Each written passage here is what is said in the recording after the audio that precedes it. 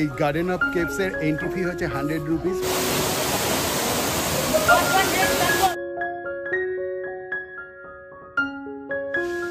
দেখুন প্রকৃতির কি খেলা।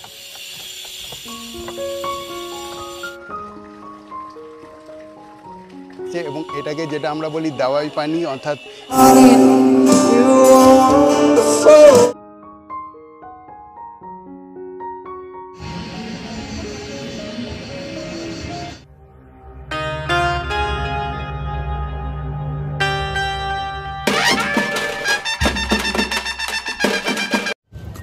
গুড মর্নিং বন্ধুরা, আজকে আমাদের মেঘালয় ভ্রমণের তৃতীয় দিন। আজকে আমরা শিলং ছেড়ে চলেছি চেরাপুঞ্জির দিকে।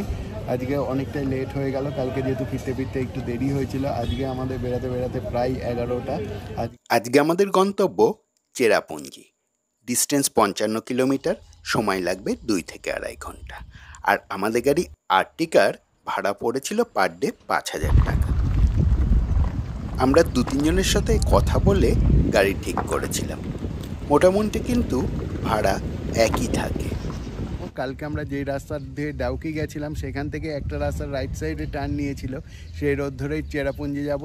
ড্রাইভার দাদাকে জিজ্ঞেস করলাম কতক্ষণ সময় লাগবে। দাদা বলল প্রায় 2 থেকে 2.5 ঘন্টা সময় লাগবে।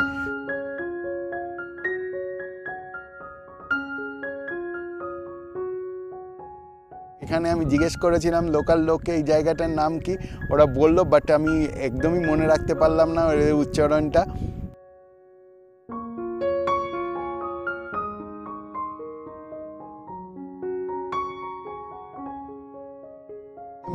সত্যিকারের না ভাষা হারিয়ে ফেলেছি। মানে আমার স্টকে যেসব বিশেষণগুলো ছিল সবই এতদিন ব্যবহার করে ফেলেছি, বাট এই জায়গাটাকে কিভাবে যে আমি বর্ণনা করব বলে বোঝাতে পারছি না, এতটাই সুন্দর।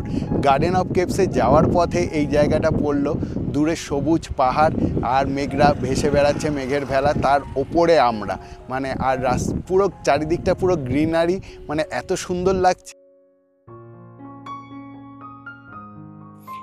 এইরকম মেঘের মধ্যে দিয়ে বিচরণ করতে করতে পৌঁছে গেলাম আমাদের প্রথম গন্তব্য গার্ডেন অফ কেভস।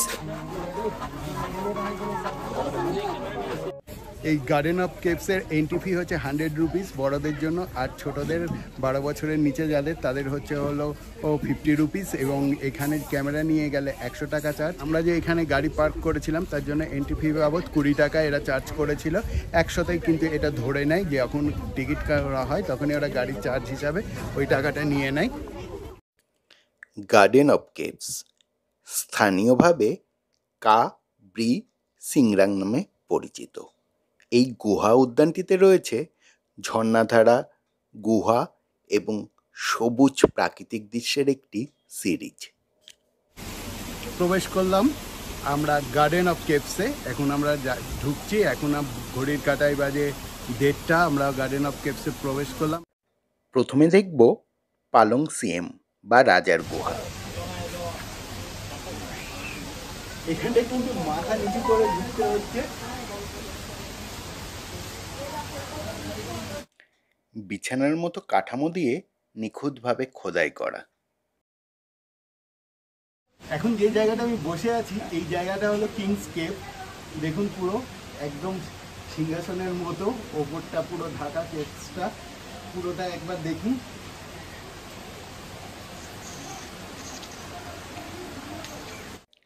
প্রাচীনকালে আদিবাসী রাজাদের বিশ্রামস্থল হিসাবে ব্যবহৃত হতো বলে মনে করা হয়। গুহাটিতে হাজার হাজার বছর ধরে চুনাপাথরের প্রাকৃতিক ক্ষয়ের ফলে তৈরি হওয়া মনোমুগ্ধকর স্ট্যালাকটাইট ও স্ট্যালাগমাইট রয়েছে। একেবারে সরু একটা সুড়ঙ্গ, এখানে কয়েকটা ধাপ করা আছে, এইভাবে মাথা নিচু করে ঢুকতে হচ্ছে। ওপর দিয়ে কিন্তু অনবরত জল পড়ে যাচ্ছে।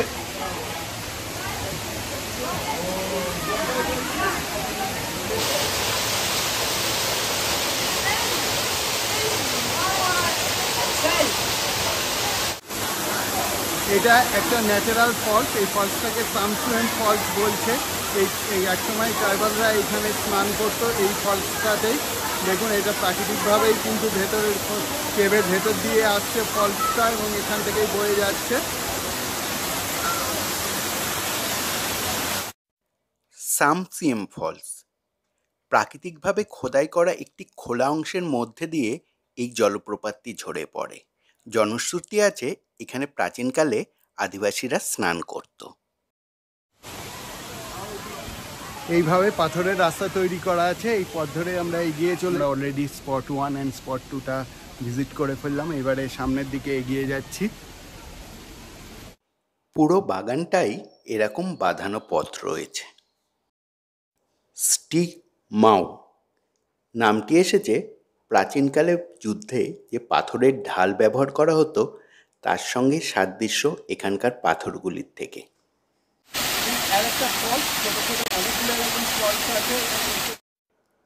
পার্কটিতে আমাদের পরবর্তী গন্তব্য হলো একটি প্রস্তর নির্মিত গুহায়, যার নাম থিমাই। এবারে আমরা এন্ট্রেন্স নিচ্ছি আর একটা প্রাকৃতিক কেভসের ভেতর।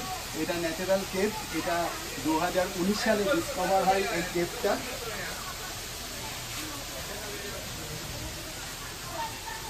এখানে কিন্তু ঢুকতে গেলে একেবারে হামাগুড়ি দিয়ে ঢুকতে হবে।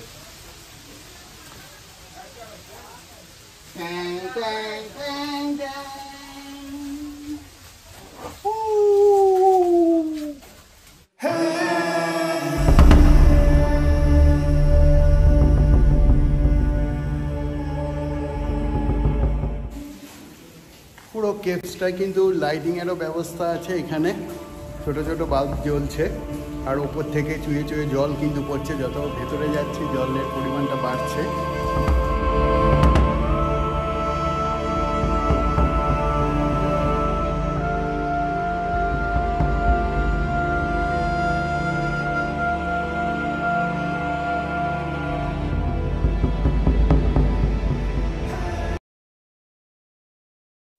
গুহা থেকে বেরিয়ে আমরা দেখে নেব ছোট্ট এই ঝর্ণাটি, নাম লেয়াই।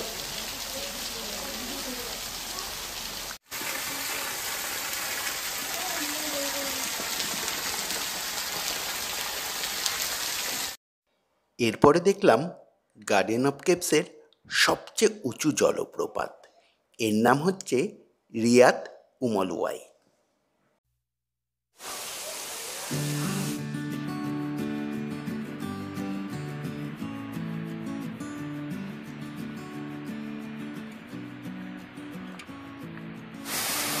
এই জলপ্রপাতটির নামকরণ করা হয়েছে লুই মাছের নাম অনুসারে, যারা একসময় জলপ্রপাতের চারপাশের জঙ্গলে বেড়ে উঠত।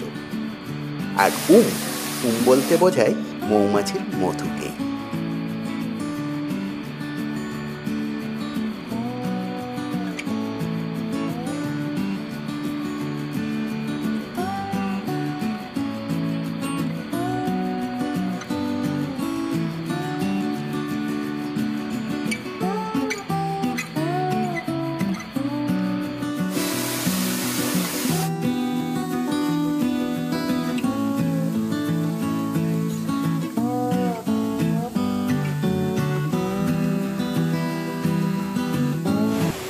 এই যে এখানে যে ঝর্ণাগুলো আছে, ঝর্ণাগুলোতে এরকম ছোট ছোট সাঁকো করে দেওয়া আছে।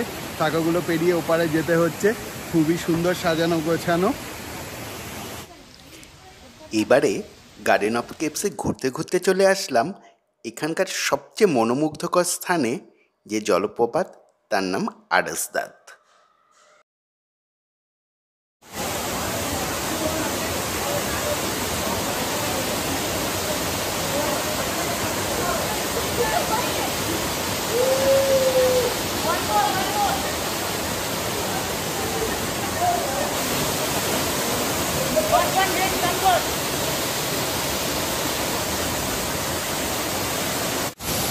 এই জায়গাটায় এসে কার না ইচ্ছা করবে জলকেলি করতে।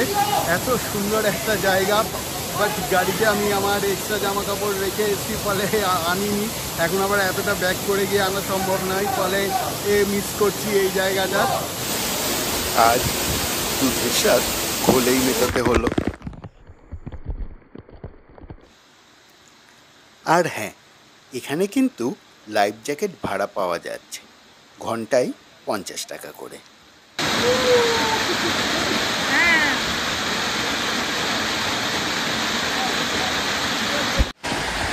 আরএসদাত নামটি সঙ্গম শব্দ থেকে এসেছে, কারণ জলপ্রপাতটি এমন স্থানে অবস্থিত যেখানে দুটি স্রোত মিলিত হয়, জ্যাম এবং উমলুই।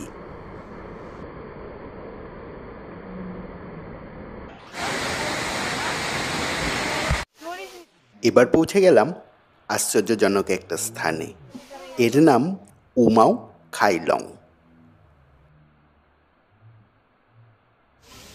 দেখুন প্রকৃতির কি খেলা, এটা দেখুন ভালো করে।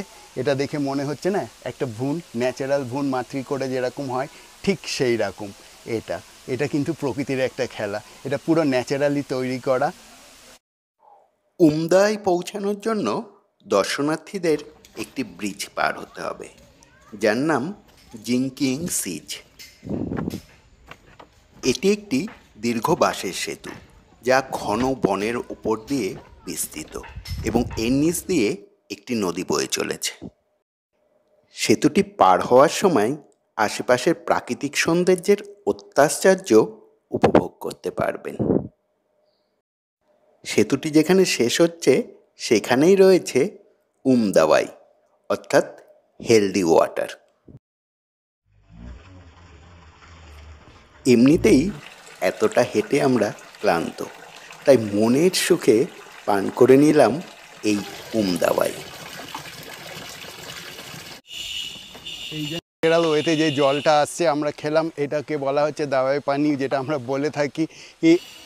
এটা অনেক রোগের মোক্ষম দাওয়াই হিসাবে ব্যবহার করা হয়। এই জলটা সত্যি খেলাম, একদম ঠান্ডা এবং হয়তো অনেক প্রাকৃতিকভাবে আসছে বলে অনেক মিনারেলও আছে এটার মধ্যে, সেই জন্যই এটাকে বলা হচ্ছে হলো দাওয়াই পানি। এবার দেখে নেব সবথেকে শেষ স্থান, উমাও দোহনুত।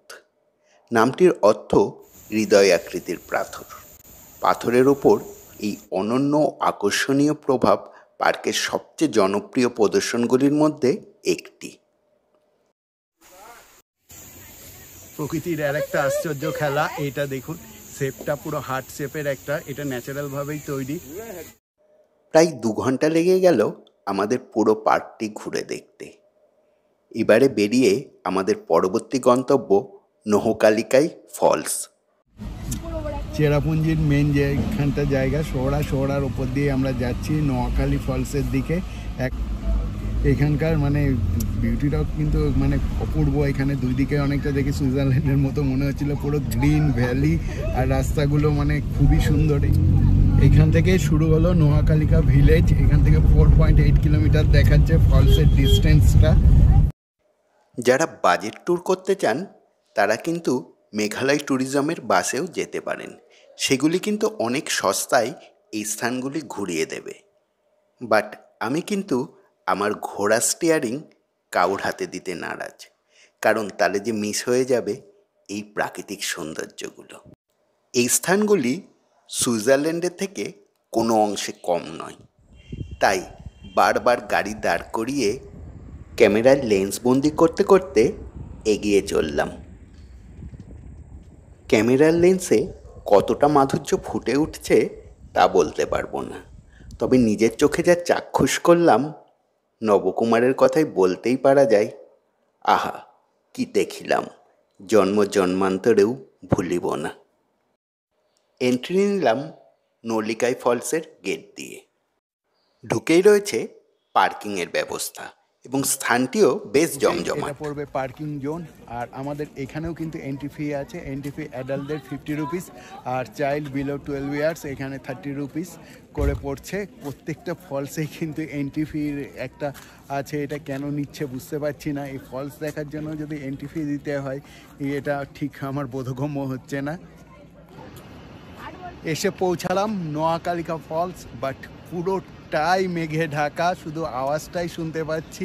তিনি এখনও আমাদের ধরা দেননি, তার মানে আওয়াজ আমাদের মানে কানে ভেসে আসছে, বাট তিনি এখনও মেঘের আড়ালে অন্তরাল হয়ে আছেন। জানি না কখন মেঘ সরবে, তার দেখা পাবো। বলে না প্রতীক্ষার একটা মজা আছে, এখানে দাঁড়িয়ে দাঁড়িয়ে প্রতীক্ষা করছি কখন মেঘ সরবে আর তিনি মেঘের অন্তরাল থেকে দেখা দেবেন। স্থানটি বেশ জমজমাট, বেশ কিছু দোকান রয়েছে কেনাকাটির জন্য ও কিছু রেস্টুরেন্টও রয়েছে। এই দিকটায় ফলসটা, এই দিক থেকে আওয়াজটা আসছে, বাট দেখতেই পাচ্ছেন পুরো মেঘে ঢাকা।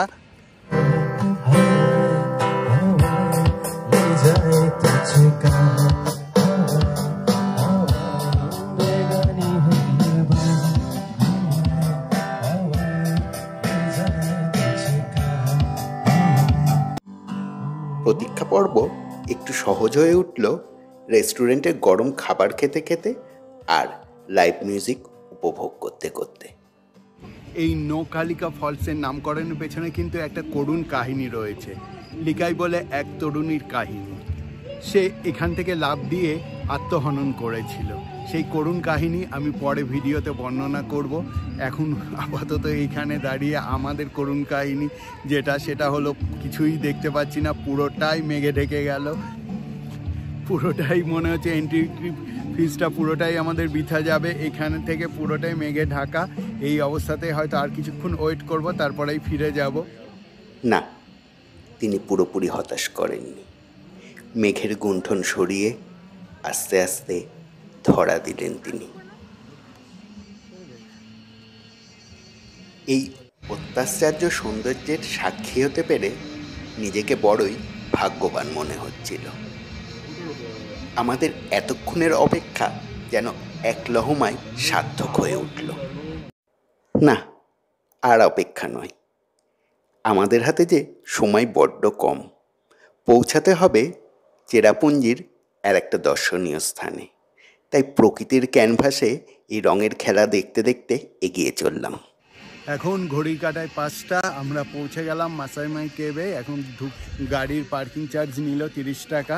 এখানেও দেখছি যে একটা মিউজিক হচ্ছে, লাইভ কনসার্ট হচ্ছে। প্রত্যেকটা জায়গায় এই জিনিসটা দেখছি, এবং যারা ট্যুরিস্ট তারাও কিন্তু এখানে পার্টিসিপেট করছে। বেশ আলাদা একটা সুন্দর পরিবেশ।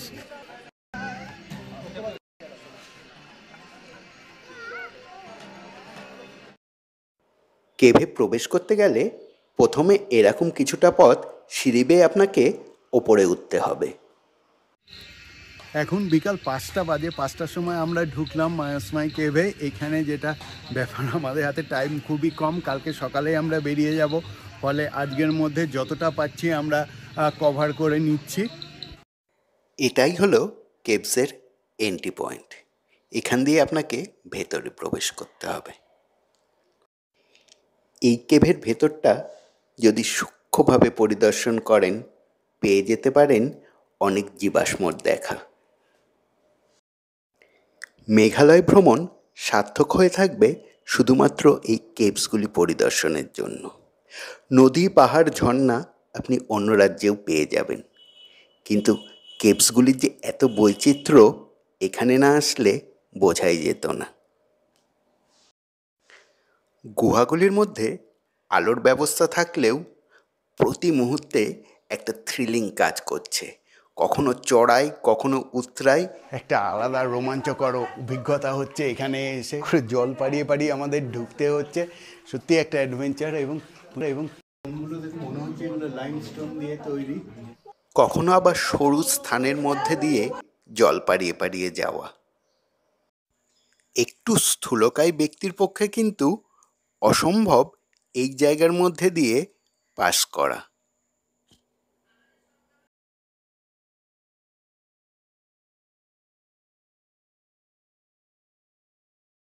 প্যাসেজের মধ্যে দিয়ে আমাদের পাস করতে হচ্ছে।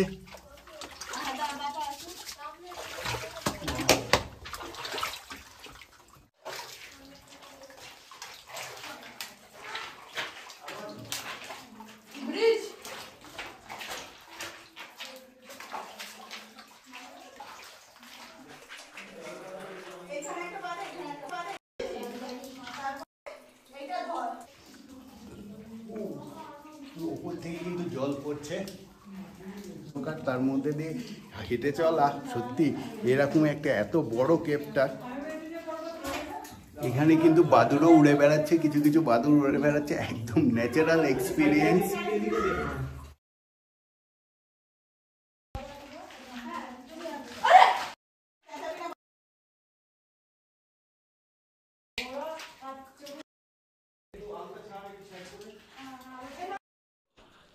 তবে হ্যাঁ, যারা বয়স্ক বা মহিলাদের জন্য এই স্থানটি কিন্তু একটু দুর্গম, কিন্তু যারা রোমাঞ্চ পছন্দ করে তাদের কিন্তু এই স্থানটি ভীষণ ভালো লাগবে। অন্ধকার এই জায়গাটা, তাই বেরিয়ে এসেছি। একটা অনবদ্য এক্সপিরিয়েন্স, দারুণ একটা এক্সপিরিয়েন্স হলো, খুবই রোমাঞ্চকর, মানে একটা অ্যাডভেঞ্চারাস এই ব্যাপারটা। এখানে কিন্তু এন্ট্রি ফি নিল ভেতরে ঢুকতে, বড়দের যে অ্যাডাল্ট যারা তাদের জন্য 30 টাকা আর বাচ্চাদের 10 টাকা।